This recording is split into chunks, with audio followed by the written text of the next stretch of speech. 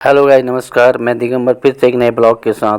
आज की ब्लॉग उत्तराखंड के प्राचीन शिव मंदिर बृहद केदार यानी कि बूढ़ा केदार देवस्थल पर आधारित है। ऐसे तो उत्तराखंड अनेकों देवस्थलों के लिए प्रसिद्ध है, इसीलिए इसे देवभूमि के नाम से भी जाना जाता है। जैसे उत्तराखंड में 4 धाम, 5 दुर्गा शक्ति स्वरूप मंदिर, माँ सती स्वरूप मंदिर, नंदा देवी, गुलजी देव और इसी प्रकार अनेकों देवस्थल हैं। इन्हीं देवस्थलों में बृहद केदार नामक देवस्थल का भी उल्लेख है। अल्मोड़ा जिले के बद्रीनाथ रोड में मासी से 7 किलोमीटर, रामनगर की तरफ और जैनल से 7 से 8 किलोमीटर, कर्णप्रयाग की तरफ पुराना हवेली और आज बाबा केदार का अंश नाम से जाने जाने वाला केदार नामक स्थान पर स्थित है, जो कि रामगंगा नदी और बिनो नदी के मिलन स्थल से लगभग 300 से 400 मीटर मासी की तरफ रामगंगा नदी के पश्चिमी छोर पर स्थित हैं। तो आगे मैं अपनी ब्लॉग में आपको इसके दर्शन भी और साथ साथ इसके ऐतिहासिक पौराणिक लेखों पर आधारित और ताम्रपात्र पर आधारित लेखों का भी उल्लेख करके आपको ब्लॉग के माध्यम से पौराणिक शिव मंदिर बूढ़ा केदार यानी कि बृहद केदार के दर्शन कराऊंगा। तो चलते हैं ब्लॉग की तरफ। तो गाइस, ये है रामगंगा नदी के ऊपर बना हुआ झूला पुल, जो पहले इसमें पैदल जाया करते थे। अब इसी के जस्ट बगल में 50 मीटर दूरी पर एक वाहन वाला यानी गाड़ी वाला जो ब्रिज, जिसमें गाड़ी आर पार जाती है, ये खास तौर से शालदे वाले को जोड़ता है। और ये जो रोड है, ये जो बद्रीनाथ रोड से निकलती हुई ये शालदे की तरफ जा रही है। और वो जो आपको रोड दिख रही है बैंड पे, ये जाती है आपको रामनगर को। और जहाँ इस तरफ को जो रोड आ रही है, ये जाता है बुद्ध केदार की तरफ यानी कि कर्णप्रयाग की तरफ। और अभी पहाड़ों में बहुत अच्छा बैठने के लिए चेयरें गवर्नमेंट द्वारा। और ये जो ब्रिज दिख रहा है हरा वाला, ये जाता है वहाँ से शॉर्ट रास्ता बृहद केदार की तरफ। जब नदी, क्योंकि नदी बहुत बड़ी है, इसमें आसानी से आना मुश्किल है। और ये बृहद केदार हवेली गाड़ी जो जा रही है। तो गाइस, ये है कर्णप्रयाग को जाती हुई रोड और ये भगवान शिव बृहद केदार का गेट। और यहाँ से श्रद्धालु जाते हैं, यहाँ से गाड़ी भी जाती है नदी के छोर तक। नदी छोर के जाने के बाद यहाँ पे भित्ती यानी कि अपने तरीके से बनाया हुआ एक नदी को क्रॉस करने वाला साधन। और यहाँ से ये नदी के छोर होते हुए ये आप बढ़ चुके होंगे, बिल्कुल बृहद केदार के गेट पे पहुँच चुके हैं। और ये बहुत ही खूबसूरत नज़ारा। और यहाँ पे वो चूनी की कुलागंजन और नदी की कलकल सी आवाज़ और वो पेड़ों की छाँव आपके दिल को, आपके मन को मनमोहित कर लेती हैं। और श्रद्धालु इस प्रकार भगवान शिव को पानी अर्पित करते हुए, और ये रामगंगा नदी एक शुद्ध नदी मानी जाती है। इसमें बहुत सारे लोग इसको गंगा नदी का ही एक पवित्र के रूप में हिस्सा मानते हैं। और ये गेस्ट रूम और ये मछली यहाँ पे इनको जो है चारा देना भी एक दान का काम है। तो जैसे आप देख रहे हैं, मैं एक चारा दे रहा हूँ अभी इनको।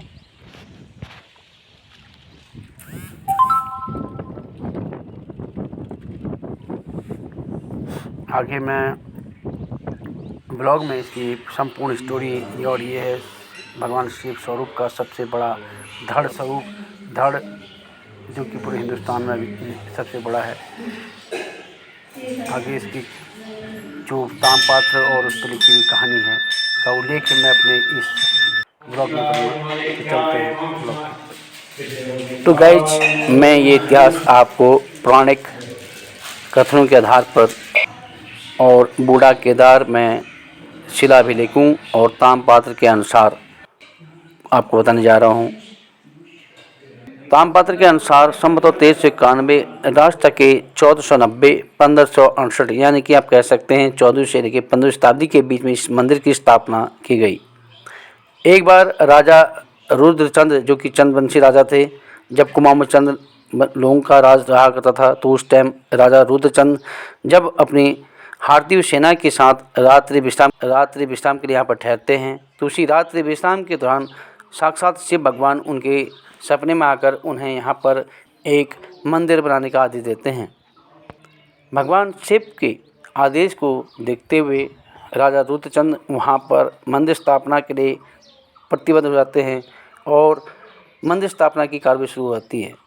मंदिर की स्थापना की कार्रवाई शुरू होते साथ साथ उनकी जो सेना है वो शत्रु पर विजय हासिल कर लेती है। और इसी के साथ साथ कई मान्यताएं हैं जिस पर यहाँ तब से लेकर अभी तक श्रद्धालुओं की एक अटूट आस्था है। बृहद केदार भगवान केदारनाथ का ही अंश या उसकी एक मान्यता इसको प्राप्त है।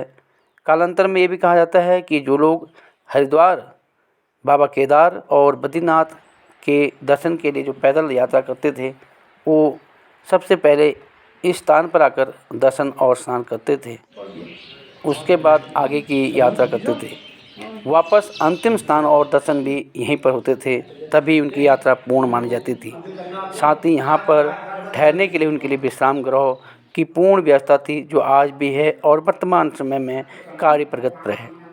स्कंद पुराण के मानस खंड पंचम सोपम में इसका उल्लेख आपको मिल सकता है। और इन्हीं के साथ साथ ये भी कहा जाता है कि एक बार कुमाऊं के सल्ट मैनर से कोई गाय जो हर रोज़ एक शिलालेख पर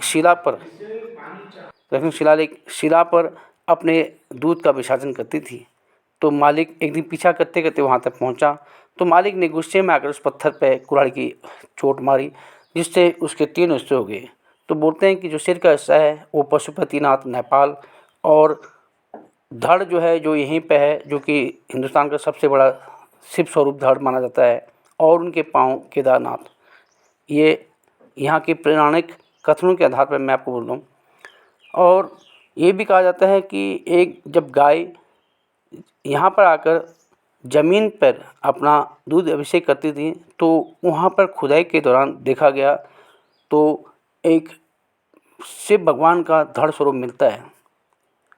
तो उसी धड़ स्वरूप की तब से ये लगातार उसकी पूजा होनी शुरू कर दी और इसी मान्यताओं के आधार पर ये आज तक चले आ रहा है। और यहाँ पर आके बहुत सारे शुभ काम होते हैं और बहुत सारे लोगों की मन्नतें पूरी होती हैं, ये यहाँ की मान्यता है। और ख़ास तौर से उनकी मन्नतें पूरी भी होती हैं और मन्नतें पूरी होती हैं इसीलिए यहाँ पे अटूट आस्था का केंद्र आज तक बना हुआ है। अगर आप कभी भी आपको मौका मिले अगर उत्तराखंड में आओ भगवान के दर्शन करने के लिए या तीर्थ स्थलों के दर्शन करने के लिए तो यहाँ पे आना ना भूलें। तो चलते हैं ब्लॉग की तरफ।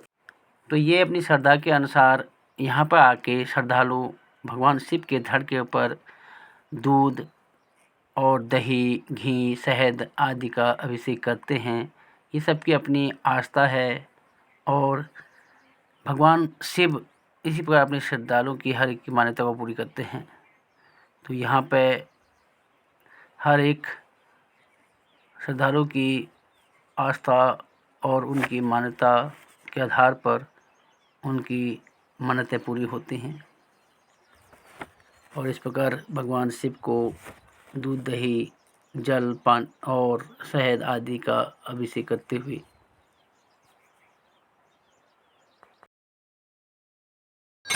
तो गाइस ये है भगवान शिव को भोग लगाने से पहले यहाँ पर वाद्य यंत्रों का और इसकी पूजा अर्चना होती है और इसकी पूरी भगवान शिव के मंदिर की परिक्रमा की जाती है। उसी के बाद यहाँ भोग लगता है।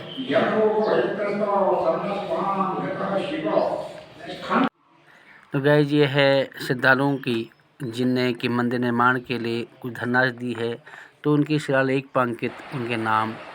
और ये है जो ब्रिज क्रॉस करने के बाद शॉर्ट रास्ता मंदिर की तरफ जाते हुए और ये है शिलालेख पे अंकित यहाँ की इतिहास।